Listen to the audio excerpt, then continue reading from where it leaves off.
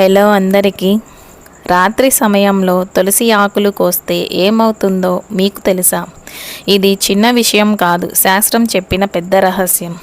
తులసి ఆకులు ఎప్పుడు కోయాలో తెలుసుకుంటే మీ ఇంటికి శుభం సంపద వస్తుంది. పురాణాల ప్రకారం తులసీదేవిని లక్ష్మీదేవి అవతారంగా భావిస్తారు. అందుకే తులసి మొక్కను పవిత్రంగా పూజిస్తారు. కానీ ఒక ముఖ్యమైన నియమం ఉంది. రాత్రి సమయంలో తులసి ఆకులు కోయకూడదు. ఎందుకంటే రాత్రి సమయంలో తులసిదేవి విశ్రాంతి తీసుకుంటుంది అని నమ్మకం. ఆ సమయంలో ఆకులు కోయడం అంటే ఆమెను బాధ పెట్టినట్టే. అలాగే శాస్త్రీయంగా కూడా రాత్రి సమయంలో మొక్కలు కార్బన్ డయాక్సైడ్ విడుదల చేస్తాయి. అందుకే ఆ సమయంలో ఆకులు కోయడం ఆరోగ్యానికి మంచిది కాదు.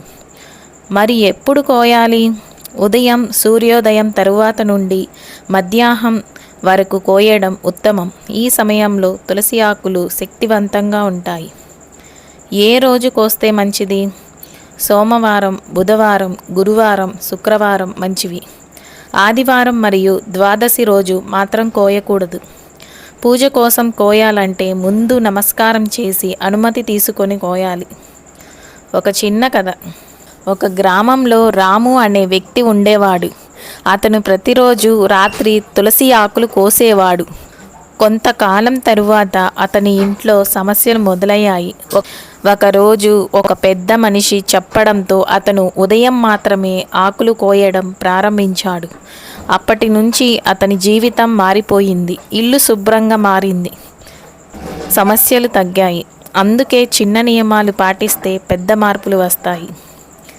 మీరు కూడా తులసి ఆకులు కోయే సమయం మార్చి చూడండి. మీ జీవితంలో మార్పు గమనిస్తారు.